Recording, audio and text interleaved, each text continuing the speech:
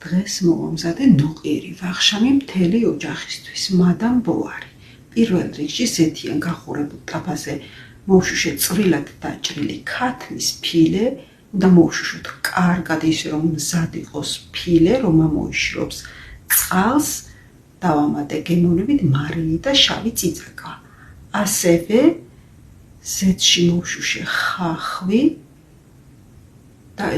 დაჭრილი ქამასოკო, ბულგარული წიწაკა, რომ ამოიშრობს წვენს, შევასავე მარილით და წიწაკით, ესეც გემოვნებით, აგრეთვე მოხარშულ კარტოფილს დავამატე მარილი და შავი წიწაკა, გადავაქციე პიურედ და დავიწყებ უკვე კერძის აწყობას.